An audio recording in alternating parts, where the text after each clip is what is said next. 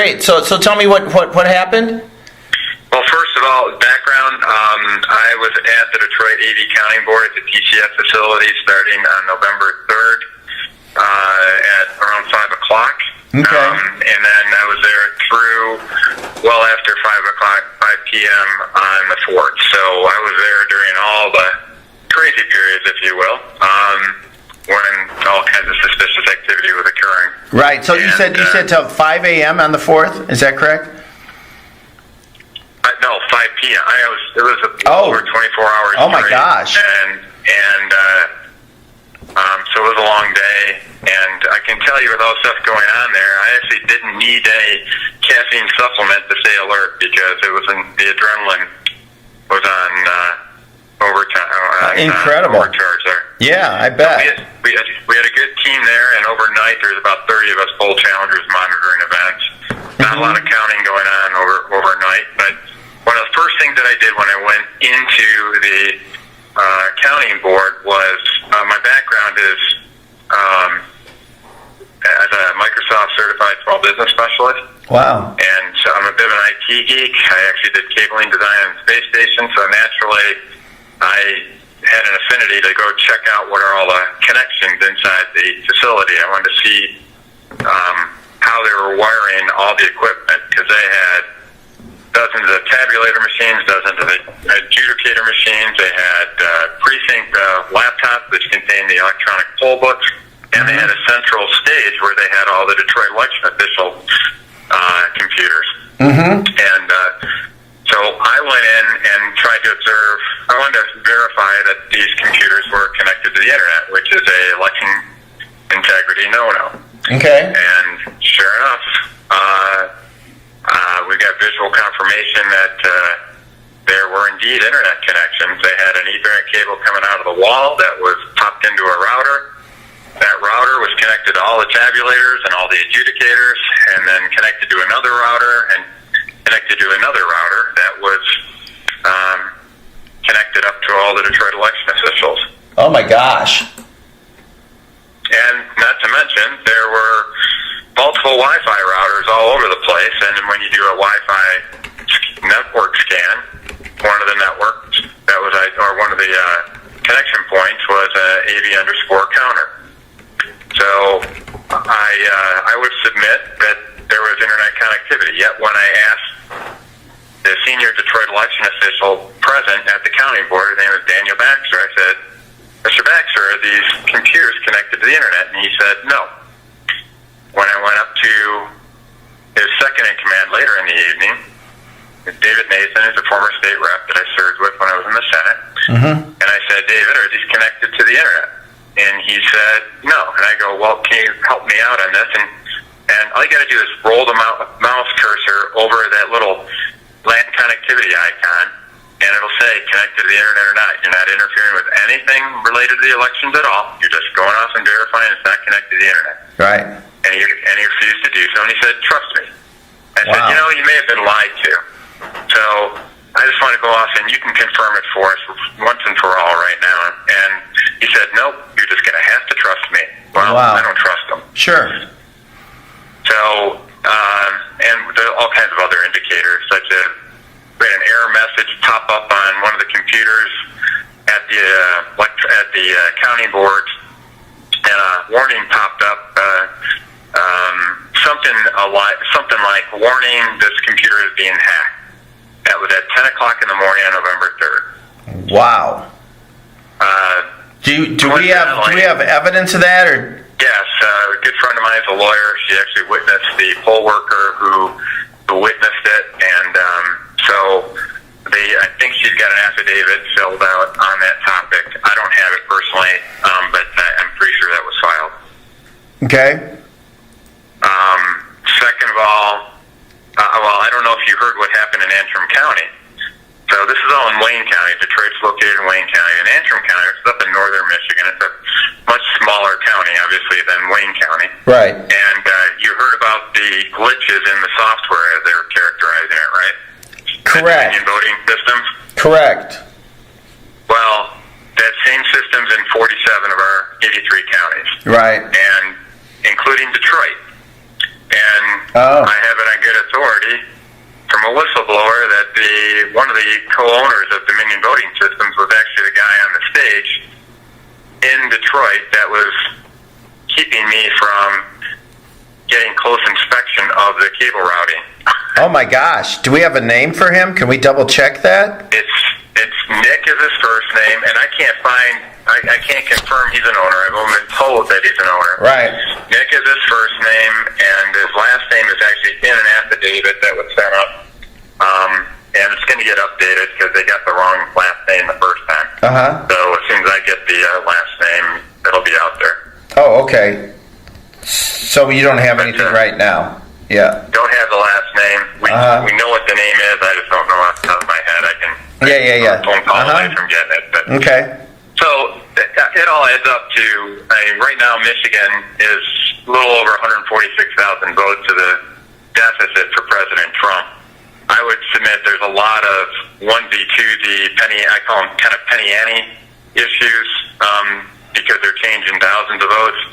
The computer access to the internet has potential of changing hundreds of thousands of votes. Sure. And they've seen that before in Dallas for the 2018 election, for example. So I've got serious concerns on that. We've got affidavits on other matters that were more straightforward, such as backdating envelopes from November 4th to November 2nd. We have poll workers that were instructed to do that. It impacted thousands of votes that shouldn't have been counted, that were counted. We've got examples of violation of Michigan election law when they're doing ballot duplications. You're supposed to have a Republican and a Democrat present during the duplication. It's particularly important for military ballots because they come in a different format, and they all have to be duplicated to get them to conform to the tabulation scanner format. So if you don't have a Republican there, the odds of somebody afflicted with Trump derangement syndrome going up and circling Trump on the duplicate ballot are pretty much nil. Right. So, and that affects thousands of ballots there. So there's a whole bunch of incidents that we have documented that can lead to thousands of ballots being invalidated, if Right. you will, or fraudulent. And I would submit that the network access, the internet access, particularly in concert with various computer programs that have been out there and documented in the past as being used to manipulate elections, provides the opportunity for hundreds of thousands of votes being swayed. That's amazing. Do you think a recount would correct that or catch that? No, here's the issue, and I wrote an op-ed on this a while back in the Detroit News. If you go to DetroitNews.com and search for my name, you'll see a whole bunch of op-eds. I've been trying to sound the alarm bell on this for quite a while. I used to serve as vice chair in the Senate Elections Committee, Uh-huh. and they refused to take up any testimony. I was working with Catherine Engelbrecht, if you know who she is. Yeah, I do.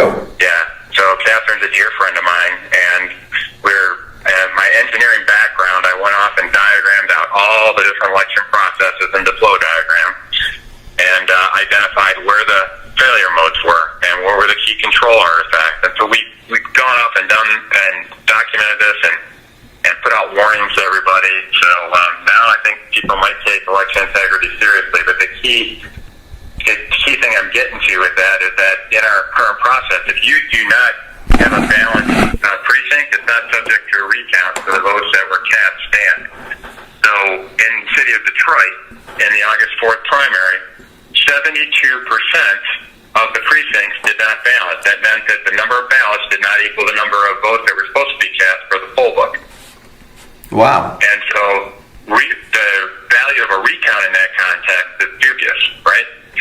Because if they're still going to be cast, there's nothing you can do officially in a recount to go up and change that vote tally. Right. And so once you tear off that ballot stub with the ticket number on the ballot, and you have separated yourself from any way of going off and correlating the voter to the ballot. Right. So they prey on that. They do that deliberately. We've seen they tamper with the seals directly afterwards, and which nullifies it as well, and not subject to recount. It's a game that's being played to steal the election. And it's not just in Detroit. It sounds like that's what they do in several of these states. Yeah. So once they have all the illegal votes in the pot, they just stir the pot, and you'll never find them. Exactly. And you can't. Once it gets to the system, I mean, there's 4 key election artifacts. Number 1 is a QVF, the qualified voter file or voter registration file. Mm-hmm. Our Secretary of State entered into a partnership with Rock the Vote so that they could have direct access to the QVF and enter in data on their own. Wow. Number 2, they went down to for the electronic poll books. Well, if they're not, they were actually going to send. Well, anyway, in Detroit, because now we have same-day voter registration thanks to a ballot proposition passed in 2018. Wow. Due to that, what they had, we had more than an electronic poll book. We not only had an electronic poll book, but they provided paper supplements for all the same-day voters. And then the city clerk's office was still allowing ballots that were not on the electronic or the paper supplement poll book to be counted and tabulated as votes. So oh my God, that's crazy. So then you got all those extra votes. Right. Do we have any idea how many that is? Thousands. Wow. Thousands. So, I mean, all these control breaches, once you breach the datum upstream, everything downstream is compromised. Wow. Mm-hmm. Sure. Absolutely. So anyway, that's what we're pursuing. There's a lawsuit. I don't know if you've seen it. It's filed. I've got an affidavit in that lawsuit for the Great Lakes Justice Center. We're working on it late last night, and we've also got an affidavit from one of the IT workers testing to incidents of voter fraud as well. Okay. All right. Here's a couple questions. One is there's this far left group that wrote an article because we mentioned that county in Upper Michigan that had a problem with the software. And in their article, it's called Lead Stories is the name of the outfit, and they mention us in their article. They say, well, we talked to the Secretary of State, and she said, it was just a human error. These aren't the droids you're looking for. Right. She said it was just a human error, and it was all fixed. So, what do you think of that? Is that make sense or no? No, it doesn't make sense at all. This is systemic, and it's very interesting how the software glitch. The timestamp that I've heard reported on the software glitch in Antrim County on November 3rd at 10 a.m. is the same time that people saw a error message pop up on their screen in Detroit saying, warning, this computer is being hacked. Oh, wow. And that was November 3rd or 4th? That was the 4th, right? November 3rd. That was on Election Day. Oh, on Election Day. Wow. And so that's the exact same time that the thing... Oh, that's a separate story there. Yeah, and be careful on that one, because until I see an affidavit saying both of those, it's hearsay from the had it shared with. But now, do you have I'm getting pretty good at the affidavits, and if I get the affidavits, I can forward them. Oh, that'd be great. And do you... your email address. Okay, great. And also, do you have photos of the Ethernet cord in the computers or anything that would kind of show that this We have some photos, and frankly, that's my biggest regret from the whole evening, is that I should have taken photos of the whole dang thing, but they prey on the fact that we're all Boy Scouts, so when we're told by the people in charge, don't use cell phones, we don't use cell phones. Right. So, they take advantage of our integrity. Right, but the law only prohibits taking photos of ballots. Okay. So, but anyway, so we do have some photos, and I can share them. I can text them to you. That'd be great. They're not great photos. They're kind of taken quickly as people were walking by, kind of clandestine. So, but it's just all this stuff. By the way, it goes. All the corruption starts well before November 3rd. Sure. And there's a lot of COVID overlay to this, but it's also dealing with the ballot initiative that they put into play and passed in 2018. Yeah. So it's obvious that what they've been doing has been planned for quite a while. Oh yeah, and you know what I believe is they still they always have their fraud baked in, but I think this year They were even swept off their feet when they saw that Donald Trump had such a huge, turnout and support. And I think that's when they just put in all these extra measures that are just obvious fraud. All hands on deck. They just threw it all in there. They did a nice little color fitting list on all the different frauds. Yeah. And a best of series. I mean, they tried every trick in the book. Isn't that amazing? And you know what is also interesting, Senator, is the fact that this didn't just happen in Michigan, but they stopped the voting in several of these swing states to regroup and plan their strategy. Right. At midnight. I mean, literally, we had poll workers twiddling their thumbs for 4 hours. We had military ballots ready to count and distribute during that time frame, but they didn't want to touch them during that time frame. They could have done it. Right. They didn't want to do it then because they had to figure out what their goal was. It's unbelievable. I mean, it's just so obvious. So, okay. Well, now can I put some of this on a YouTube video so people can hear it, or no? Is that okay? We'll just put the audio. Whatever you need. I'm in the mode right now. Just so you understand, there's two threads to our fight to preserve America here, and it is a fight. Sure. Number one, it's a media fight. So right now, most of the mainstream media folks are proclaiming Joe Biden as the next president. Oh yeah. And that's a false-faced lie, and that's part of the deception that's going on right now. So we need to counter that and get as loud as possible with the truth about, no, guys.